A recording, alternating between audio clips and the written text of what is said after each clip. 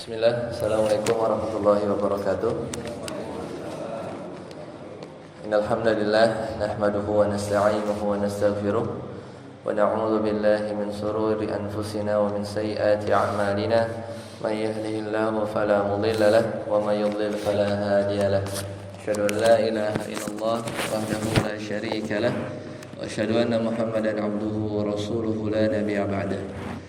قال الله تعالى في القرآن الكريم أعوذ بالله من الشيطان الرجيم يا أيها الذين آمنوا اتقوا الله حق تقاته ولا تموتن إلا وأنتم مسلمون يا أيها الناس اتقوا ربكم الذي خلقكم من نفس واحدة وخلق منها زوجها وبث منهما رجالا كثيرا ونساء واتقوا الله الذي تساءلون به والأرحام Innallaha kana 'alaikum raqiba. Amma ba'd. Jemaah sidang salat Jumat Bapak dan Ibu sekalian. Alhamdulillah sidang subuh ya yang saya muliakan. Saya ngantuk. Alhamdulillah kita bersyukur kepada Allah kita masih diberikan nikmat ya. Di antaranya kita masih bisa kembali mengikuti kajian ya, menuntut ilmu, dan itu adalah nikmat yang patut kita syukuri. Dan bentuk bersyukurnya kita atas nikmat Allah Subhanahu wa taala selain kita meyakini dalam hati dan juga mengucapkannya dengan lisan, maka kita juga harus membuktikannya dalam amal perbuatan. Mudah-mudahan datangnya kita ke masjid, mushola, kita masih terus melaksanakan ibadah rutin, mau di luar bulan puasa atau bulan Ramadan atau di bulan Ramadan kemarin, itu tidak ada beda ya, tidak ada bedanya. Maka mudah-mudahan itu menjadi bukti rasa syukur kita kepada Allah atas nikmat yang Allah masih berikan kepada kita. Ya, jangan-jangan Ramadan kemarin itu adalah Ramadan terakhir ya buat diri kita. Kita tidak ada yang tahu. Namun kita masih berharap masih bisa dipertemukan di bulan Ramadan yang mendatang.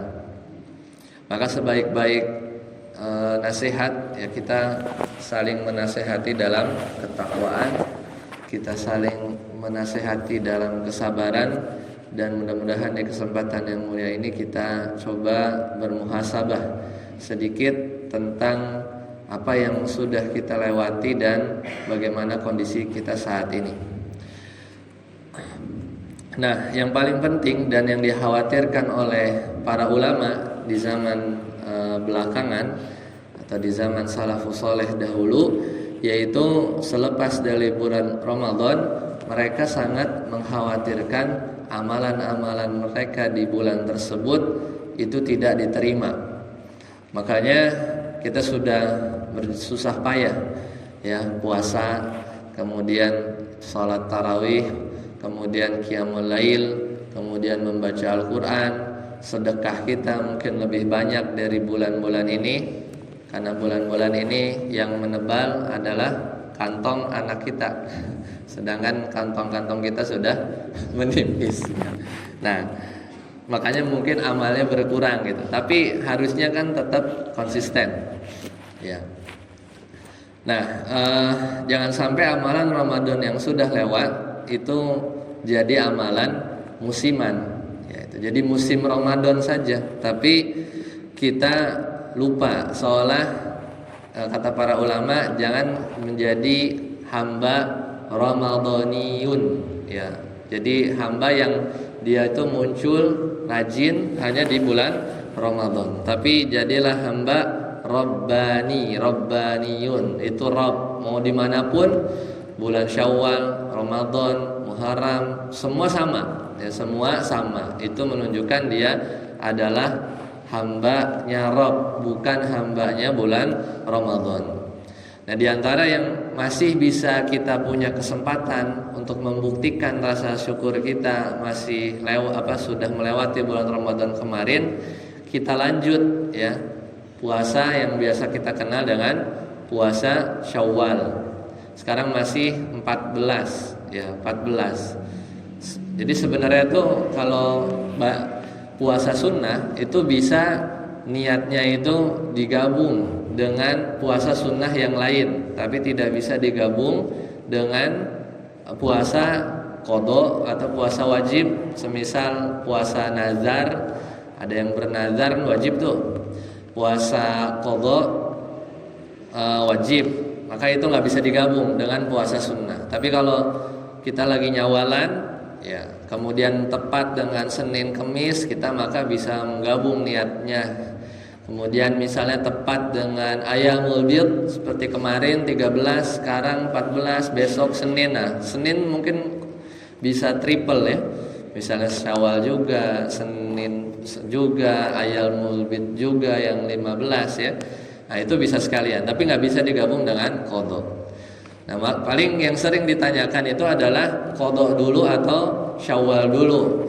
Maka di sini ulama berbeda pendapat. Namun yang dipilih diantaranya, adapun puasa qada itu waktunya luas.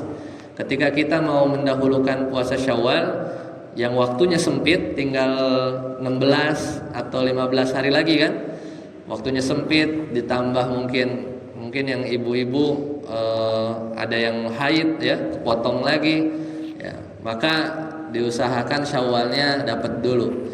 Setelah itu lanjut untuk qada di waktu yang luas, maka dibolehkan ya. Jadi bukan maksud menunda, tapi karena puasa qada itu durasinya luas, maka yang luas yang waktunya sempit itu bisa didahulukan. Itu diantara kaidah ulama fikih. Makanya kata Rasulullah SAW, karena pahalanya besar, man shoma ramadhana tsumma atba'ahu sittan min Syawal. Jadi udah lengkap puasa Ramadan, kemudian dia lengkapi dengan sittan min Syawal, yaitu 6 hari di bulan Syawal, kana kasiyamid dahr. Maka itu pahalanya seperti puasa setahun penuh. Bagaimana perhitungannya? Jadi ketika kita selesai 30 hari, maka secara asal minimal banget itu pahala selalu dikali 10 oleh Allah. Maka hitungannya sekitar 30 hari Ramadan dikali 10, 300 ya. Kemudian 6 hari Syawal itu minimal banget, meskipun bisa lebih, Allah kali 10 juga kebaikan satu amalan yang kita lakukan, maka 60. Jadi kalau di total 360 hari, itulah hari-hari bulan Hijriah ya. Bulan Hijriah itu kan 360-an hari. Maka begitulah kenapa pahalanya seperti kasiyamid dahr, seperti puasa setahun penuh. Jadi sayang kalau kita lewatkan. Nah, di puasa Syawal ini juga mendorong kita semoga menjadi bukti amalan kita diterima. Kita kan doa tuh kalau hari raya kemarin ya, taqabbalallahu minna wa minkum dan seterusnya. Taqabbalallahu itu doa, semoga Allah menerima ya amalan kita dan kalian. Dan salah, bagaimana kita tahu amalan kita diterima? Kita tidak tahu kecuali kita mengetahui tanda-tandanya. Nah, kata para ulama, di antara tanda amalan kita diterima, kata para ulama itu berkata, inna min alamati qabulil hasanah al hasanatu ba'daha. Jadi inna min alamati qabulil hasanah, sesungguhnya di antara tanda qabulil hasanah, diterimanya amalan kebaikan kita, al hasanatu qablaha, yaitu kita itu bisa berbuat baik lagi setelah kita beramal. Nah, maka kita lihat saja, kita nggak tahu amalan kita diterima atau tidak, tapi kita tahu tandanya. Maka kata para ulama, di antara tanda amalan-amalan kita belakangan itu diterima atau enggak, lihat saja di bulan setelahnya. Atau setelah kita beramal, kita muncul kebaikan yang lain enggak? Dimudahkan tidak ya dengan kebaikan-kebaikan yang lain. Bahkan kata Syekh Abdul Razak ya dalam mensyarah hadis Rasulullah SAW bersabda, man yuridillahu bihi khairan yufaqihu fid din. Siapa yang Allah pengen buat dia kebaikan, man yuridillahu bihi khairan, siapa yang Allah menghendaki untuk dia kebaikan, yufaqihu fid din, maka Allah akan faqihkan, pahamkan, Allah berikan taufik dalam agama. Maka pemahaman terbaliknya, mafhum mukhalafahnya, pemahaman terbaliknya gimana? Kalau Allah nggak mau kepada kita kebaikan, nggak mau menghendaki kepada diri kita kebaikan, maka harus waspada. Di antaranya kita tidak difaqihkan dalam agama. Di dalam maksud difaqihkan dalam agama itu ya kita dimudahkan, ngerti kalau habis Ramadan itu ada puasa Syawal, ngerti kalau kita tuh harus istiqomah, ngerti kalau biasanya kita rajin ngaji ya terus ngaji lagi gitu kan. Jadi Allah berikan hidayah dan taufik ya, pemahaman agama. Kan yang mendorong kita bisa berat-berat ya mata ngantuk ke musola padahal nggak habis sahur mungkin ya, kayak normal aja udah. Kadang gitu kan, kita kalau dalam psikologi itu kemarin itu kita udah libur lama ya, libur lama, mungkin ada libur lebaran. Kemudian suasananya tuh beda, Ramadan ketemu keluarga ya, kumpul, tiba-tiba langsung kerja, langsung sepi ya, langsung kayak normal lagi. Itu kayak membuat psikologi kita itu kaget ya. Dan itu cenderung beda-beda, ada yang malas, ada yang bingung ya kan, ada yang ya pengennya rebahan aja gitu. Itu faktor psikologi. Nah, yang bisa ngalahkan itu diantaranya adalah taufik dari Allah Subhanahu Wa Taala untuk konsisten. Karena memang dari Ramadan ke Syawal itu pasti grafiknya tuh turun. Mau yang orang rajin apapun pasti akan turun. Tapi jangan sampai benar-benar ngedrop. Karena kan ibadah pol-polan terus langsung turun di Syawal. Ya itu turunnya tuh jangan turun nol banget gitu ya. Nah, mudah-mudahan kita masih bisa stabil ya. Dan bahkan ya kita juga bertanya-tanya apakah kemarin mendapatkan malam Lailatul Qadar apa enggak? Ya tinggal lihat aja gimana kita keseharian amalan kita ya, minimal tidak beda jauh ya. Minimal tidak beda jauh dari apa yang biasa kita lakukan di bulan Ramadan. Seperti itu. Nah, kemudian yang kedua, di antara amalan yang dicintai, kita sama-sama tahu bahwasanya ahabbul a'mali indallah ya, inna ahabbal a'mali inda ilallah azza wa jalla, yaitu yang sedikit ya, adwamuha, yang penting konsisten. Jadi semua jenis ibadah yang biasa kita lakukan itu tetap dikerjakan dan dirutinkan kembali. Misalnya baca Quran di Ramadan 1 juz berat nih ya, di Syawal 1 juz sehari itu berat. Ya. Kalau di sini kan kalau nggak ngumpul mungkin nggak 1 juz kemarin kan, subuh sama bada tarawih. Nah, maka di hari-hari kemudiannya maka kita usahakan tetap 1 lembar 1 hari gitu ya. Tapi mulainya kecil aja dulu, kita tes ya kekuatan kita untuk istiqomah. Karena bukan banyaknya tapi rutinnya. Kemudian qiyamul lail yang tadinya 11-13 jadilah misalnya 2 ya, 2 sebelum subuh lah. Misalnya masih kebangun jam 4, kita qiyamul lail 2 rakaat dulu, tutup witir 1. Nah, itu dulu. Pokoknya rutin saja, rutin. Nah, itu untuk menjaga atau mudah-mudahan kita menjadi termasuk dari sabda Nabi SAW, inna ahabul a'mali ilallahi azza wa jalla adwamuha, yang dawam, yang konsisten, wa in qal ya, meskipun dia sedikit ya, meskipun dia sedikit. Nah, jadi yang penting kita dapat faidah. Jadi mending mana ya, kita amal banyak sekali tapi faidah kita mendapatkan kecintaan Allah, atau seperti yang disampaikan Nabi tadi, Rasulullah SAW, atau kita amal sedikit aja.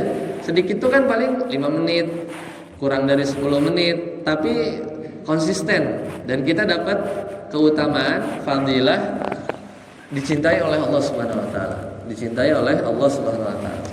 Kemudian kita menjadikan diri kita ya sebagai orang yang seolah-olah kita adalah orang yang diterima amalan sebelumnya. Jadi kita masih tetap rajin, ya. Kita kan memposisikan diri supaya kita itu terus semangat dalam beribadah. Dan itu kata para ulama tadi apa? Tanda amalan kita diterima. Kita kadang-kadang nggak tahu ya amalan kita diterima atau tidak. Kita hanya bisa merasakan ya apakah ada perubahan dalam diri kita atau tidak. Nah, kemudian ingat juga sahabat Nabi SAW ya bahwasanya ittaqullaha haitsuma kunta. Jadi kita bertakwalah kalian dimanapun kalian berada, baik itu tempat ya, bisa tempat ya. Paling yang kadang susah itu kalau lagi jalan-jalan, misalnya ke puncak, ke pantai ya, ke Gunung Sindur, nginep gitu kan, ngendom. Nah, itu kan paling madang, berenang ya, main apa. Nah, itu usahakan sholatnya tepat waktu gitu kan. Kemudian kalau nginep usahakan masih sholat witir minimal 1 rakaat. Kan witir gak harus 3 ya, minimal tuh 1 ya. Witir itu bikin ganjil aja. Kalau khawatir kesiangan, maksudnya langsung kesubuhan, maka habis isya saja, habis ba'diyah isya 2, tutup aja witir. Syukur-syukur kita bangun di bulan di sebelum subuh, maka kita bisa qiyamul lail tanpa witir lagi karena witirnya sudah. Itu diantara witirnya kalau tidak salah Umar biasanya lebih di awal. Adapun Abu Bakar karena yakin bangun pagi, ya maksudnya sepertiga malam, maka dia witir di sepertiga malam. Tapi Umar cari aman, ya witirnya di awal malam. Ya, karena witir ini salah satu yang bisa kita dawamkan. Ya, makanya kata Nabi, ittaqullaha haitsuma kunta, di mana aja, berkaitan dengan tempat dan di waktu apa saja, mau di Ramadan atau di bulan Syawal atau bulan yang lain.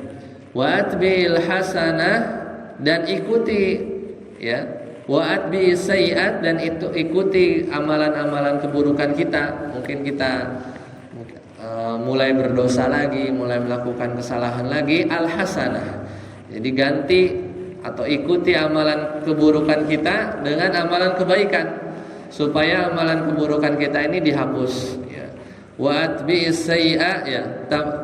Jadi itawat bil sayiat al hasanah wa khuluq wa tamhuha. Jadi akan dihapus amalan keburukan dengan amalan kebaikan tadi.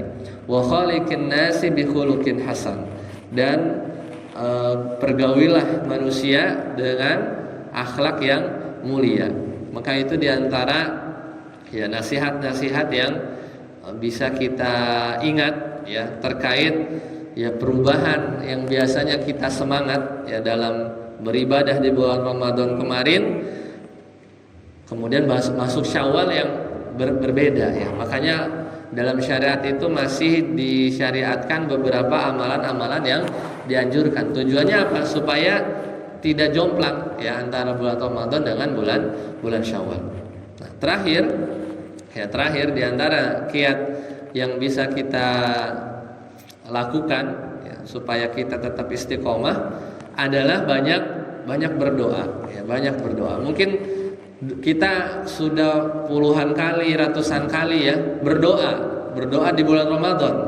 Biasanya mungkin lebih banyak ya, entah doa masalah dunia yaitu doa ul masalah. Kita tuh banyaknya itu doa masalah. Maksudnya doa meminta sesuatu. Karena doa itu ada 2. Doa ul ibadah, itu sholat, kemudian kita berzikir. Adapun doa yang kita angkat tangan ini dalam fikih disebut doa ul masalah. Kita meminta apapun perkara dari urusan dunia dan akhirat. Yang biasa kita lakukan sebelum buka puasa, sebelum sahur ya, di antara waktu-waktu ijabah di Ramadan, full bulan Ramadan itu adalah waktu ijabah.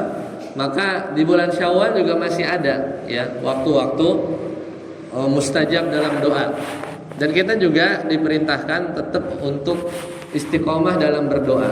Salah satunya adalah kita sering-sering membaca doa ya muqallibal qulub, ya wahai zat yang membolak-balikan hati manusia. Yang bikin kita rajin, yang bikin kita malas, yang bikin kita istiqomah atau enggak, yang bikin kita mudah untuk melangkah kaki ke musola ini, kita mudah buat bangun sahur, ya, buat puasa Syawal, buat puasa qada, itu tidak lain dan tidak bukan atas taufik dari Allah. Maka kita berdoa, ya muqallibal qulub, ya tsabbit qalbi ala dinik. Jadi kita minta ditetapkan, ya, hati kita ini terpaut dalam agama, ya, alias kita masih terus beribadah. Jadi jangan sampai kita lepas, ya.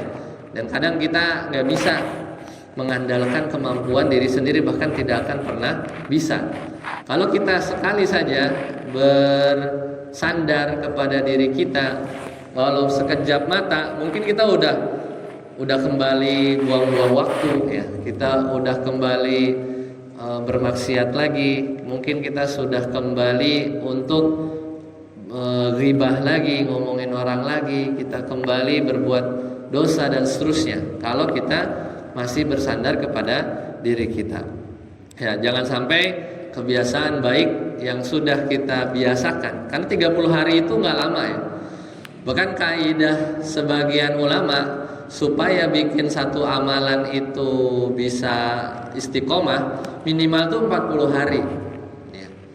Sebenarnya ini salah satu hikmah dari disunahkannya, yaitu tidak telatnya, ya kan, pahalanya besar, ya. Itu tidak telatnya seseorang dalam takbir bersama imam 5 waktu selama 40 hari. Maka itu adalah sunnah yang punya keutamaan yang besar. Makanya sebagian paket-paket haji itu ada haji arba'in, ya, pernah dengar ya? Karena mengusahakan selalu sholat, ya, beribadah baik di Masjidil Haram atau di Madinah sambil nunggu 9, ya, 7, 8, 9, 10 Hijriyah Zulhijjah, ya. Jadi memang beribadah aja kerjanya. Nah, kita tuh tinggal kurang 10 hari lagi, ya. 30 hari Ramadan udah misalnya nggak bolong, ya, qiyamul lailnya tinggal ditambah. Tapi memang tantangannya berat, ya. Tantangannya berat. Tambah 10 hari. Jadi apapun, bahkan di ilmu psikologi pun, supaya kita punya kebiasaan yang baik, kebiasaan yang biasanya kita tidak terbiasa, itu akan menjadi terbiasa setelah lewat dari 40 hari kita konsisten, ya, 40 hari kita konsisten.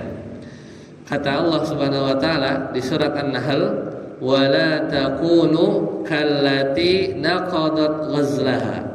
Jadi terkait kita bulan Ramadan ini, ingat-ingat di surat An-Nahl ini ayat 92, kata Allah, dan janganlah kamu, ya, dan janganlah kamu itu seperti orang, seperti perempuan, wala takunu kallati naqadat ghazlaha, dan janganlah kamu seperti seorang perempuan yang menguraikan benangnya yang sudah dipintal. Jadi orang kalau lagi perempuan lagi ngepang rambut gitu, kemudian dibuka tuh kepangannya, udah capek-capek gitu, udah dipintal, kemudian dibuka kan langsung buyar tuh, ya kan?